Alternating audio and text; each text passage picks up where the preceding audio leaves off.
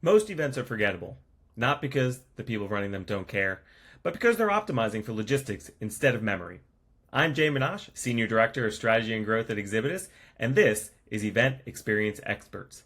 Every episode, I sit down with the creatives, strategists, and senior leaders who are raising the bar on what live brand experiences can actually do. If you're done accepting forgettable, you're in the right place. My guest today has spent 12 years running events for brands like Scotiabank and Intuit, and right now he's deep in the conversation every event team is having, but almost nobody wants to have out loud. What happens when you can't prove the event was worth it?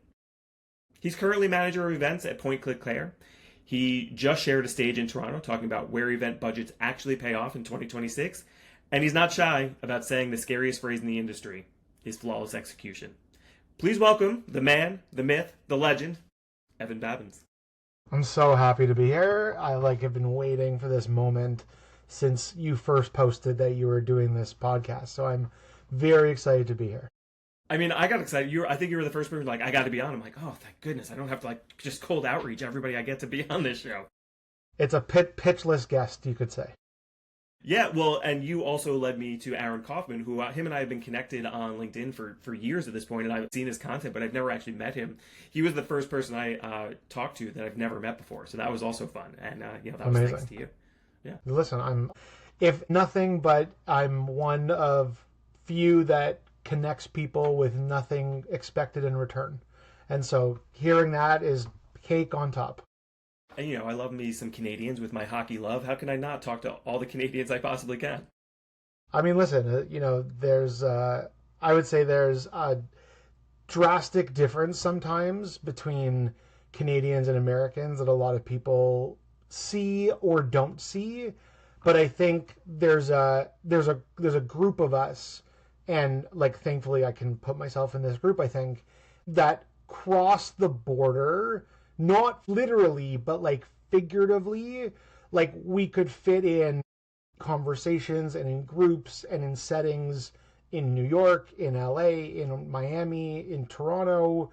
And I think that takes a really specific kind of person.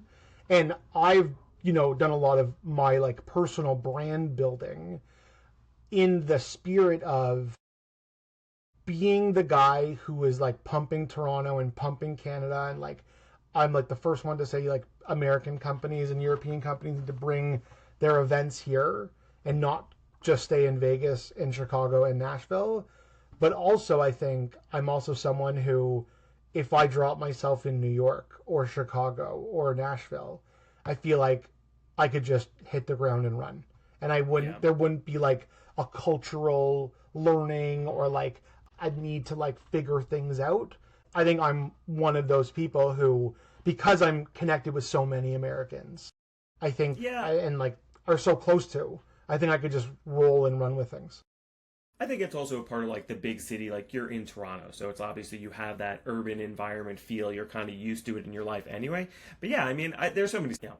I think of myself as part Canadian, even if it's just because of all my hockey love. Listen, if it weren't so cold up north, I would be very interested in potentially moving to Canada. But I'm cold enough in New Jersey, and if anything, I'm moving south. I will be a snowbird one day. That is the long-term goal here. So right. All right. Well, let me get to my first question. I'm just going to get right in. So what's a belief you hold about events or live experiences that most people in this industry would push back on? I would say probably and I'm going to turn this around a little bit as a pet peeve kind of question, because I think that's where kind of you're going with this. I would say my biggest pet peeve in the industry, things that I would always push back on, is if someone said to me, or someone said out loud, we're doing this event this year because we did it last year, and that's how we're doing it again this year. And to me, the statement of we're doing it this year because we did it last year, A, is not a strategy, B, has no merit of any real value, and C, is the most lazy answer you could come up with. And I say that with the respect for the industry and respect for people in the industry.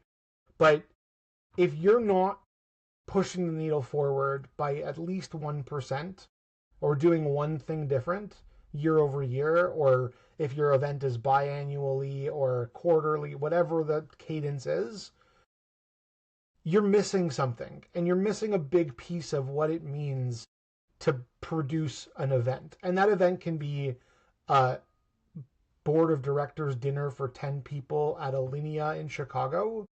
It could be a 2,500 person user conference. It can be a trade show booth at an industry show. It literally doesn't matter what the vehicle is. But the strategy, there needs to be strategy in everything we do, because without strategy and without data, we're just planning parties. And we're not party planners. There's a group of people and a whole industry that's built around party planners. And I dabble in that industry as well on some other things that I do in my life, which we can talk to or not later. But that's not what we do here in corporate event production. And corporate event production is based in strategy and data, in, metrics, but also it's in the sort of other stuff. The like, did the catering taste good? Did the speaker keep you entertained? Like all the things. But if it's not rooted in strategy, and if your decisions aren't being made from a logical standpoint based in goals and outcomes, then why are you here? Yeah. Yeah, a couple things on that. So, when I hear people say, well, we've always done it this way, it makes me want to vomit.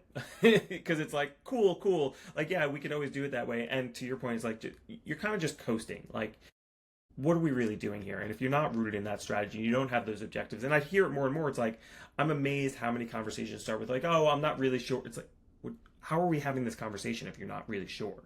How have you not, because at the end of the day, you're going to be presenting to your CFO or the CEO or the board or whatever it is. And it's like, well, it felt great. And it's like, I get it. And I've had that conversation on this pod a couple times already. It's like the energy in the room does 100% matter. And that's how you truly know in the moment if things are working. You can feel it. But when you are reporting up, you have to go with facts to go with those feelings. And so, I mean, yes. So that is definitely something I've heard more and more. And you need the data. And I had another point, and I already lost it, but... But you also, when you think about that, like when you have those initial meetings with, like, I mean, let's use you as an example. Like if I'm going to meet with an exhibit house or a production company or whoever the vendor partner you're going to meet with, you would never go into that meeting without a brief. And like, what's your brief going to say? We did it this way because we did it last year. Like no one would ever write a brief like that, but that's the way people talk and that's the way people think. So like if it's not going to be in your brief to your vendor, then why are you thinking that way? Like you would, like the problem I have is it's the transition from like how people think about events and how they talk about events versus how they actually like work on events in a tangible way. And there's a lot of time, there's a disconnect between how I talk in the market versus how I'm actually doing my day-to-day job. Like in the market, you could be like, oh yeah, like we want to do things different and we want to do things better and we want to level up and all these like buzzwords. But then if you go back to your office or you go back to your computer and your brief to your vendor is we're doing a 10 by 10 at this show because that's what we did last year. So that's my brief. There's a disconnect and it doesn't balance. Those conversations need to balance. Yeah, and also to your point, it's like logistics obviously matter. If the logistics aren't perfect, you're going to hear all about it. If the food, there was something wrong with it, or they didn't like it, or there wasn't enough variety, or you didn't have the vegetarian option that was more than a plate of vegetables, like, you're going to hear about it. But yeah, it all comes back to, like, what was the objective? Did we accomplish our goals? What are the KPIs that we're looking at? And how do we report that back? And yes, did it feel good? So I think that's, actually really, well, good segue, unintentionally, to the next question. So when you are reporting back and you have to make this case internally for investing in whether it's a new experience or asking for more budget for an existing thing, how do you get that done if it can't be fully measured on a spreadsheet? Like, how are you presenting that? Yeah, so the way I think about it is there's two sort of columns to think about. There's your tangibles and there's your intangible metrics. And so your tangible metrics are like, you send your invite out to your user conference, you send an email blast out, you send it to 25,000 people, and 7,000 people open it, and 4,000 people add it to their calendar, And then when the registration page opens, 3,000 people register, 10% of them drop off. You have all of these numbers, right? You have all the metrics. On site, you have metrics like how many scans did you get at your booth? How many scans did you get in a breakout room? How many, people actually showed up to the gala that based on the clicker at the door, right? Those are your tangible metrics, right? That you can report on, that you can track, that you have probably an app or some kind of event technology that is measuring all of these things, whether it's your Salesforce, whether it's your email marketing campaign, like whatever that is, you have tangibles. And then you have your intangibles, and your intangibles are those soft things, like did the food taste good? Was the keynote speaker, like I said before, was the keynote speaker engaging? When I got to the airport in the city the event was there, did I see branding in the airport to welcome me? Like, how did that make me feel? And all of those intangibles you get in your pre-event survey when you're asking people what they want to see at the event. And then you get the answers in the post-event survey when you ask people, did we deliver on what you asked for? And how did you feel about the event in all of these different ways? And when you build both of those columns together, that becomes your presentation to your C-suite, to your SVP, to your executive committee on this event was successful between both of those pillars. One without the other doesn't work, and both of them together need to be positive, or you're not going to get the investment in the following year for that event. No, that makes a lot of sense. So we talk about like facts and feelings, and that's basically taking facts plus feelings, and it's like home run, or hey, maybe we don't do this next year. Maybe we pull back. Maybe we invest in something different. And because it's like it's not showing whether it's the facts or the feelings to prove that we should do it again. Yeah, exactly. And like I think you also need to be able, you could have the best numbers, you could have the best metrics, you could have the best responses on your post-event feedback form, like your surveys. But as an event producer, as an event manager, if you don't know the talk track and how to sell that story, because you're selling a story, like you're taking all these data points, you're taking all these, responses from people that were at the event. And if you don't know how to sell that up to your executive team, your C-suite, your whatever it is, then you could have the best numbers and the best case for it, but you may not get the response you want if you don't know how to sell that response up. And that's something that I've learned over the years, which is like, you could have amazing feedback. You could even also have really bad feedback on the feeling side. But if your numbers and your metrics outweighs the negative feelings and there's positive feelings that outweigh the negative, then you can spin the story and you can turn that story around saying, listen, we had a couple of outliers. There's always going to be the people that, don't have enough celiac, bread on the breakfast buffet, or the bacon ran out on day 3 of a 3-day event, right? But if you can outweigh that with all the positive and with the great data, then you can eliminate the negative connotation and the negative feelings. Whereas like if you don't know how to tell that story, all that executive team is going to see is the 3 people that always come to complain. Yeah, well, I think the important part I'm taking from it's that selling part. And yes, you're an event producer. Selling is not anything to do with your title. And I want to say this quote is Jack Welch. It's like, nothing happens until somebody sells something. And it's true. And it doesn't matter what your job is, whether you're a teacher, you're a nurse, you're an event producer. There's going to be a part of your job where you are selling someone on an idea. And that is such an important, and it can't be a 30-page PowerPoint like where they're digging through information. You have to summarize it in a 1-pager where it's like, this is what we did. Here's what we set out to do. Here's what we did. Here's what we expect the outcome to be and what that value for your investment. And it's not always a direct ROI. It could be a long-term, growth strategy. It could be moving things across the pipeline. But you have to have that very clear story, to your point, of like, this is what we set out to do and we did it. And everything marries up. And then, hey, you want to dig into the details? Let's go into the details. But what is that 3-sentence, like, we did it blurb that you're going to get across? Yeah, and that's really what I think a lot of people struggle with, that paring back and being specific and being succinct. And like I'm guilty of it all the time too, where I just like to ramble and like to talk and tell big stories and make probably a 5-minute thing into 20 minutes. And there are times and places for that to be there, but if you can learn to really hone in on what you're there to do and what the purpose of that meeting is, then it will go a long way, and it will make the executive team feel like you're not just an order taker, where you're actually a strategic partner and you're sitting at the table because you deserve to be there and because you've worked to be there, not just because somebody invited you to present a slide. So I think there's a big difference there as well too. Yeah, and this is a little bit off topic, but it's like people ask, like, why do you post on LinkedIn? And I'm curious if you feel the same way. It's like one of the reasons I post is it made me a better communicator. That is not what I set out to be, but it's like to be able to say something, to grab someone's attention, to get them to click that, little see more. It's like, yeah, I've learned how to copywrite to get attention and keep people reading, and it's helped in my face-to-face communication as well. To be honest, this is one of the reasons I love doing the podcast. Even maybe this is only 6 recordings deep, but it's like I already feel myself becoming a better presenter and better at getting that hype man mentality across.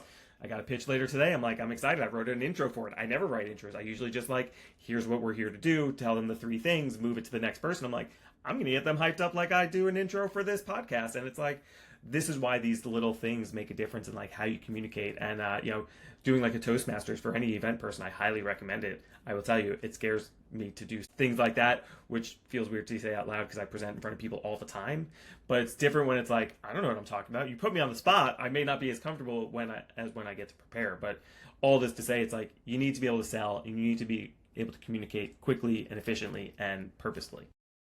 100% agree with all of that. So we were talking earlier, and I love this conversation about when you're in the room, you can feel the energy, you look at the faces, you see people leaning in, the event is doing well. But what's the difference between an event that gets talked about in the room and you feel that energy versus one that you see the results even 6 months later? I think, and this is going to be a crazy plug, I think a really great example of this was what we saw this week in Nashville with Cvent. And I think I wasn't there, and I wanted to be there. For whatever reason, it didn't work out. And all week leading up to it, I was like, I'm so excited to see what everyone's going to post about when they're in Nashville for the event.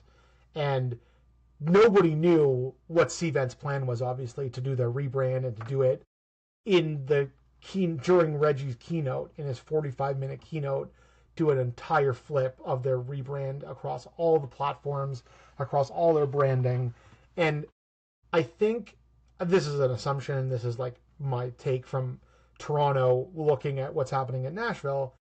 But I would venture to say that had you been in that room when Reggie was talking, you would feel 10% of what was happening, because you saw on screen the branding change and the font change, and then you saw the lighting in the room change from blues and purples to the greens.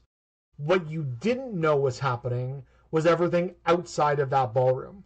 And when you walked out of that ballroom, and again, I can only imagine that the 10% feeling became probably 140% feeling when you walked out of the room and you saw that everything had changed in 45 minutes. The branding, the lanyards, the t-shirts, everything was totally changed.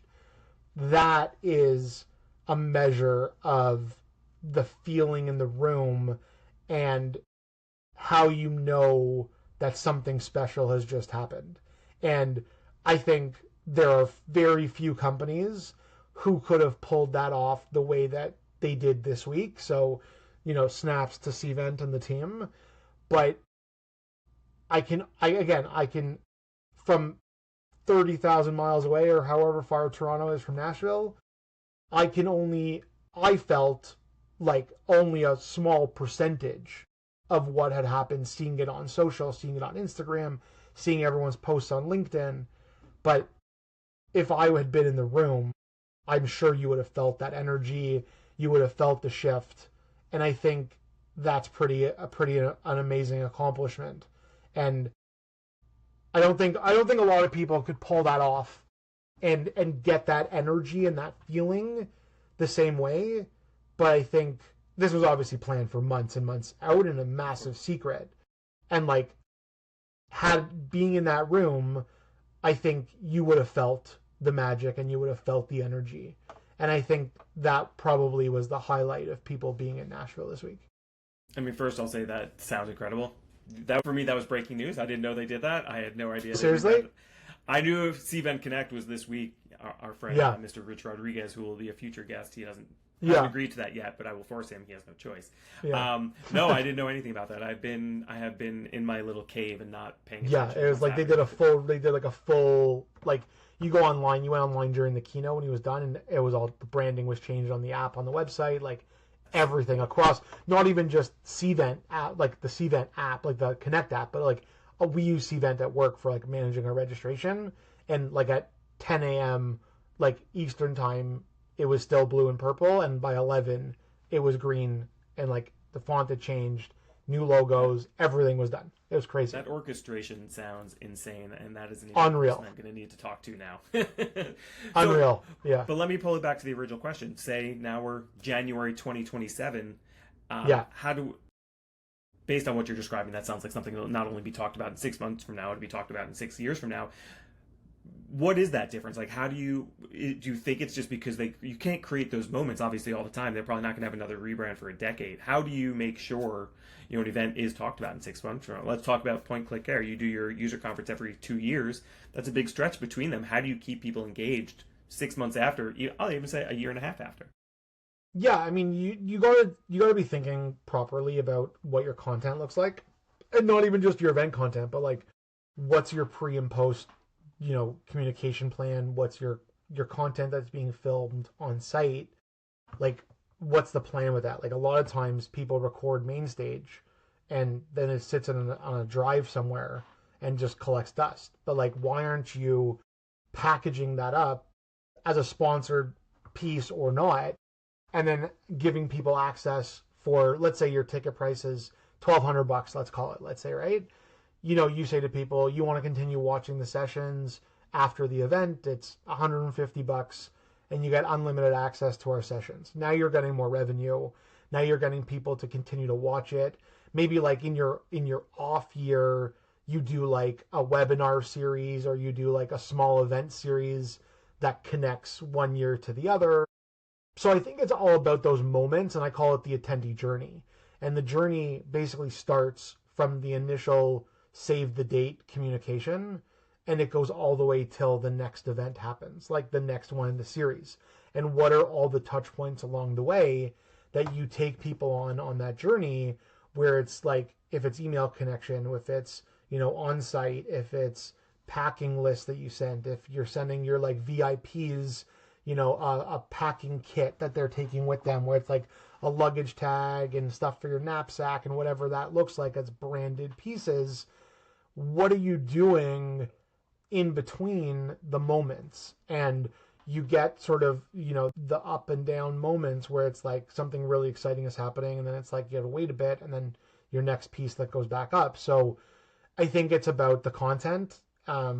It's about how you're connecting the journey for people. And then it's about also, if your event or you're going to an industry show, let's say, it's about how are you engaging people who don't necessarily know about your brand or are prospects for your brand, and how are you engaging that community in the lead up, so that 6 months out from a show, you're like, hey, we're going to be in Vegas in November for this event. You need to be there, and here's why. And then as you get closer, you're like, more communications, you get to the show, hopefully they're there, and then it's that post-event, like, thanks for being there, we want to connect with you after, we want to book meetings, we want to book demos, all the stuff that you need to make that prospect into a buyer. But it's all about the touch points along the journey. Yeah, no, I really like that. I think it makes, when you're talking about an event, it's never just those 3 to 4 days. You have to have the plan for what are you doing to get them excited? How are you staying in touch afterwards? So it's not even that you're making them talk about the event or remembering the event 6 months later. It's like, we're just never stopping. Like, there's that continuous stream of thought of connecting, whether it's direct connection and sending an email or getting them excited, or it's like something, social media post or an ad that happened to, hey, it just hit you at that right time. It's like, wow, that's amazing. It's perfect timing. I always laugh when people are like, oh my God, you emailed me perfect timing. My joke to myself and any other salesperson that'll hear this is like, yes, that 847th email was perfect timing. It was. It works. You just want to make sure you're not going too much that you're getting put into people's spam filters. There is a fine line between selling or marketing and stalking. And yes, you have to dance Right. on it, but don't cross over it. Exactly. Exactly. So you've been you've been doing this for a long time and you've worked in a lot of different environments. What would you say was the most constrained environment you've ever had to work in? And what did it force you to do that you would never have you never tried otherwise? And I will add the caveat, it doesn't need to be a professional. I know you DJ for fun, maybe not just necessarily for fun, but it doesn't need to be like a corporate event. Like, I'm just curious, like, in general. Yeah, I would say the toughest place was when I worked in event venues.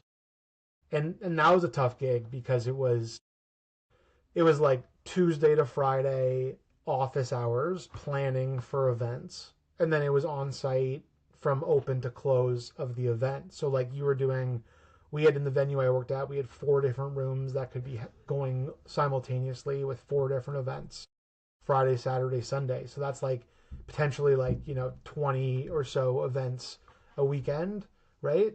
And then that was 50 hours, give or take, between Friday and Sunday, and then it was like office hours during the week. So it was like 60 to 70 hours consistently every week.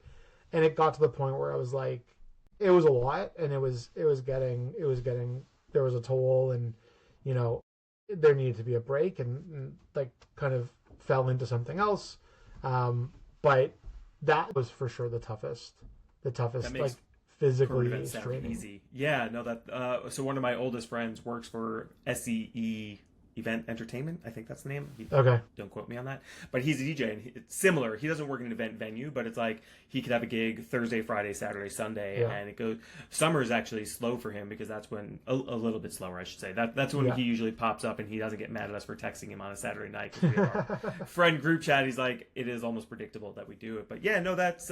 Yeah. It's a lot. It's It almost tough. makes like It was corporate tough. event production. It's like, oh, this is a breeze compared to that. Which Yeah, can relate. I mean, generally speaking, on the weekends, unless there's you're going into an event that week, generally speaking, it's I would say 9 to 5, Monday to Friday ish. There's always things that change, and whenever you're on site visits, whatever it is. But I would say generally speaking, I get a weekend to do what I need to do and not work. But then you have your balance when you're on site, on a Saturday or Sunday for a Monday, Tuesday show. So you get the balance, but I think generally speaking in corporate production, you generally get a decent balance. Yeah. Depending on the kind of company, if you're a solopreneur, if you're not. I would say an in-house producer at a corporation, you're pretty much working Monday to Friday, generally speaking. Ebbs and flows. I will say Unless you I'm have married events to- on the weekends. Yeah. I would say I'm yeah. married to an event producer, and Right. when she had one of her jobs, it was Global Association of Risk Professionals, and that month Yeah. leading up to their user conference, it's like, Oh, it's crazy. I'll see you after the conference, honey. Yeah, Getting exactly. home late. That's what I mean. You not get even- those you get the ebbs and flows, but if you're not in deep event lead up to the event, you're pretty balanced, I would say. Yeah, no, that makes sense. I'm with you on that. So I have 2 more questions. First one, where do you think experiential marketing will go in the next 5 years? And I'll say a 2-parter. And who's going to get left behind?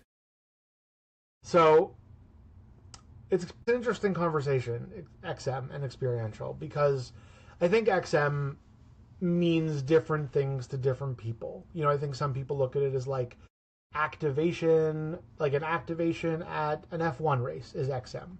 Or, there's a festival, Tomorrowland festival, and, Meta has a pop-up activation on the grounds of Tomorrowland. And then there's retail, you go to your mall, the local mall in your city, and there's some kind of pop-up activation happening in the mall, right? Those are all examples of XM, but I think it's different scale and it's different types of execution. And then some people could say like trade shows are XM because they're experiential, they're out in the world, they're available for public consumption. So I think publicly facing events. So let's put a differentiation between like invite only, like the user conferences and like that stuff aside. Let's put that aside and let's talk about publicly facing events that anyone can access to. I think those kinds of events are going to grow, and I think they're going to be more. I think there's a lot more you could do from a strategic lens, and if budgets allow, I think you can push the needle more on those kinds of events because you're not directly answering to an attendee group or a stakeholder or like a board of directors, right? Like the client would have that, but on the production side, you're looking at it more from like the publicly facing, so your demographics are bigger and they're wider and there's more things you can do.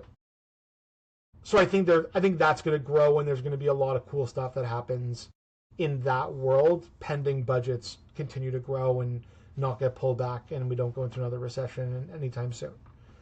On the other side, on like the invite, like the private corporate events, like your user conferences, your like invite only trade shows, like that kind of world, I think there's always going to be eyeballs. There's always going to be big eyeballs. I think as an in-house producer that has a user conference on my portfolio, I think I need to be very careful on where I push and how I push to move the needle forward, because I'm reporting to the C-suite and the board of directors in the company that we have. And also I'm looking at a very specific type of audience that's coming to my event. So you say you're planning for your executive stakeholders, but you're actually planning for your attendees that are coming. So if you know your attendee makeup and you know your attendee demographics, you should have an easy time planning and growing those events. The second part of the question is who's going to get left behind. And I think the obvious answer to this question that most people would answer you on is the people who don't use AI in their day-to-day plans are going to get left behind. Like, I actually don't believe in that. I don't think that's reality. I think AI and Claude and ChatGPT and all these like things, tools are great, and they definitely help with like the menial tasks. And can they make my life easier? Yes, 1,000%. I don't think they're the be-all and end-all to event production. Like, you look at the AV side of the world, like AI is never going to set up a truss line with moving headlights, right? AI can maybe pull a pack list based on a show description or build me a CAD drawing in 15 seconds versus 2 hours. Like, maybe AI can do that for me as an AV guy. But like, when people are like, you need to be doing Claude code and you need to be doing Claude projects and you're not going to, do well in the industry if you're not doing this stuff. It's like, it's a load of, like, it's really a load of. If you're an AI person and you like AI and that works for you, like, all the best. Like, keep going, keep doing your thing. But if you're not that person and you don't get it, you don't understand it, I don't think you'll be left behind. And I think that's a big issue in the industry that a lot of people are saying, that if you're not, you're not doing Claude coding and Claude isn't controlling your whole life, like, you're going to be left behind. Like, I think that's BS. Where I think people will be left behind is going back to the beginning of the conversation. If your mindset is, we're doing it this year because we did it last year the same way, if that's your mindset, if your mindset is, I don't know how I can move the needle forward, if your mindset is, a procurement manager told me that we can't sign this contract because it's $5,000 more than our threshold is, if that's your mindset and you don't push back on that, I think that's the difference, and that's who will get left behind, is not the people who are sitting on AI all day and sitting on apps that are going to do stuff all day. Like, that's not the answer for me.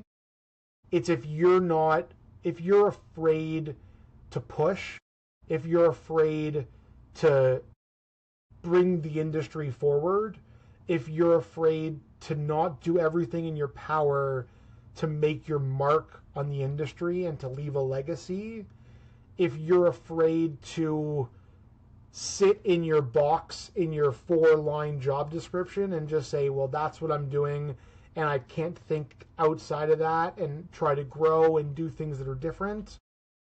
If you don't go to industry events to talk to people and to meet people and see what the industry is doing, I think those are the people that are going to get left behind. And everybody else who's doing all of those things are the ones that are going to succeed and the ones that are going to keep going forward. Yeah, I think you summed it up perfectly in saying it's like if you're not adapting and evolving, whatever that means in your field or your event, you're going to be left behind. And I think I heard you said this several times, closing out that question, like if you're afraid. I heard this quote the other day. It was a really good question. It's like, well, what would you do if you weren't afraid? And I was like, it's such a powerful question if you think about it that way. And actually, I say that to my kids all the time. I'm like, listen, you can be scared. You can be afraid. Don't let it stop you. It cannot be the thing. And I thought that, this is a couple of years ago now, I went to Zion National Park and we did Angel's Landing, and it's the scariest thing I've probably ever done in my life. And I'm like, cool, I could die at any second now. And I said to my friend, I'm like, hey, probably at least 3 times, like, if you want to turn back, I'm just going to let you know I'm totally okay with that. I'm like, but the reality was, it's like, I would not be following my own advice if I turned around. But it's like, yeah, it's like you got to push forward. You can't let fear stop you. You have to adapt. You have to evolve. I will say, Claude helps me quite a bit with my job. It makes me more efficient. If I don't have someone I can talk to in that moment, it is my thought partner. But yeah, it's never going to replace people. I think that fear of AI is going to replace all these people is very quickly falling aside, because it's like, the fact is, AI is stupid without the master, which is us, running it. And maybe that won't be forever. Maybe this will be iRobot and the machines will take over one day. But I think it's a tool. It can't replace human beings. And I think a lot of companies have realized that very quickly. And I wish I had the stat off the top of my head, but I forget what company it was, but they cut like 20% of their workforce and they're like, AI agents, we got this. And then within 6 months, they're like, yeah, that actually cost us more money and customers, and that was a huge mistake. So it's like, you need that expert level layer over AI. And fact of the matter is, if everything becomes AI at the entry level, it's like, well, what are you doing in 5 years from now when you don't have the people that are going to be that next layer who are stepping up? But yeah, I mean, I guess all that to say, it's like, AI is not all of it, and the reality is you will be left behind if you do not adapt and evolve over time. Learn something new. I always push with my team. It's like, listen, spend 10% of your week focusing on building a skill. You choose the skill, but do something to educate yourself, to make yourself better at your craft, or I don't even care. I almost cursed. My marketing ops person will be very proud. I held that one back. But it's like, think about how you can evolve yourself, because if you're not adapting and evolving, again, I'm going to say it 100 times, you are going to be left behind, and you have to focus on yourself and growing whatever skill that is, personal or professional. So, that was a really good answer. Yeah. All right, my last question. It's choose your own adventure on this one, Evan. Who is a person or company that we should be looking out to see what they're doing, how they're doing events, or is there an event you've seen that you're jealous you didn't produce? It's a great question. Can I answer both questions, or do I have to pick one? Yeah, we got time. Go for it. I would say when I used to, when I was interviewing earlier in my career, the question always came up, like, if you could, produce any event, what would that event be? And my answer was always the same. It was always the NHL All-Star Weekend. And, I think that marries together like my love of hockey, my love of event production. I feel like that's an event where the budgets are probably pretty healthy, that you could do cool stuff at, and you could probably push the needle. You're getting celebrities involved. You're getting like high profile eyeballs. So I think like if an event that I want to produce that I don't produce would be I would probably still say the NHL All-Star Game. Maybe now I would say an F1 race, because I've now become a big F1 guy. So I think producing an F1 race weekend would be really cool. With all the layers and all the things that happens and all the I'm sure the logistical nightmare of getting the trailers in and out of these paddocks and the cars and the people and all the stuff that happens, I think that would be a really cool challenge. And then on the events, companies or people that someone should follow, I mean, like, I'd be dumb to say not me. I feel like that's arrogant to say, but like, you should be following me and what I'm doing. I'm not the be all and end all of event producers, but like, I feel like I'm doing stuff, and I have this conversation all the time with people. It's like, sometimes we talked about earlier, you know, you post on LinkedIn and you kind of, you don't get that feedback and you're sort of posting to nobody. And in the beginning, you're like, there's nothing coming back, but like you still continue and you still do it. And, you know, by no means am I getting like millions of impressions, and like I'm not an influencer, and there are so many more people out there that are more of an influencer type than I am. But like, I feel like I'm at a point in my LinkedIn journey and my content posting journey where there is real conversation happening based on what I'm posting. And I think that's really cool. And I think that only happens when you get past that fear of posting and you get to the point where you're like posting stuff that's relevant and is meaningful to people and they don't just scroll past it. So selfishly, I would say, if you're not following me, you should be following me and engaging with my content. But on a non-arrogant side, you know, I think it's like everyday people. I think it's like us, and it's like, you know, you don't, I think people, there's this like societal like mindset, and it blows my mind every time it happens. Like, you know, a celebrity does something and like millions of people comment on their post, and like, they don't, like, LeBron James doesn't know who the hell you are, right? He wins, you know, the NBA championship. He does a post on Instagram about that, and like millions of people comment like, you're the GOAT and I love you and you're the best player ever, and like, he doesn't know who the hell you are, right? But like, when your friend or your cousin or your coworker posts something about their accomplishments, it's like crickets. And like, there needs to be that shift, and I think that's like obviously a bigger conversation. But like, I think in general, you should be following and engaging and commenting on real people who you have real connection to and you have real relationships with, because those are the connections and those are the relationships that matter, not posting on a random celebrity post because they literally have no idea who you are, or will never respond to you, or will never know who you are. But then when your friend does something exciting and awesome, you should be celebrating that, and you should be engaging with that content. And like, the celebrities have enough people posting. Like, you don't need to be one of a million. So wait, are you saying Jalen Brunson didn't see my comment on his one LinkedIn post he will probably ever I mean, like, you are a big deal, so like, Yeah. so like maybe he did see yours, but like, yes, I think in general, like, Jalen Brunson probably only looks for the people that have the check marks with a million plus other followers. Yeah. But like, you know what I mean? But I think that's like, I think that hits in a lot of different places, right? It's like, you know, you did something cool at the office, and like, you want your team to celebrate you, right? You want to be recognized by the people who you think care about you. But the reality is that people care more about people who they will never meet and they never will know. And I think that as a society needs to change. So I appreciate your comments and your likes on my content every single time they come. Listen, you're a great follow. I have the bell rung, so I get notified every time you say anything ever, to make sure I'm on top of it. And I will say, I did once get a reaction from PK. No, it wasn't PK Saban. Why am I blanking on? It was Kevin, who's the NHL insider, the former goalie. Kevin Weeks. He reacted to one of my posts one time, and it was because I posted about. Have you ever seen the games on Nickelodeon that they do that are like fully animated? Yeah. So it was the Rangers Caps game, and I was like, "This is the coolest thing ever," and it was actually really lifelike. But yeah, I got a reaction from that's Kevin cool. Weeks, and I was like, "That's probably the only celebrity, NHL celebrity, not." Yeah. But yeah, no, I think that's a good point. I really like that. Yeah, following people and showing support. I don't know if you're on Threads, but it's one of my favorite things about Threads. It's it feels like such a supportive platform. Although I had to delete my post yesterday because I made a joke that I thought was funny, but it was not funny. And you know how I measure that? Rich Rodriguez laughed at it and comments. I'm like, I gotta delete this post right now. You're in. That's and I will close with that.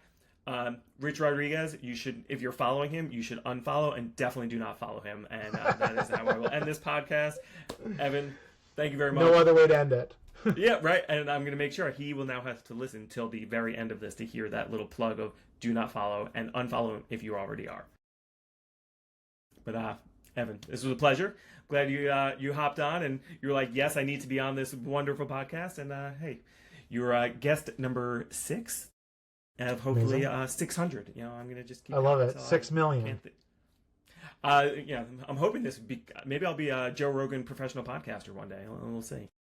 That'd be cool. It was a pleasure. Thanks for having me on. If you walked away with one thing you'll use, we did our job today. Event Experience Experts drops every week. Subscribe wherever you listen to podcasts and check us out on YouTube if you want to watch. I'm Jay Minash. See you next time.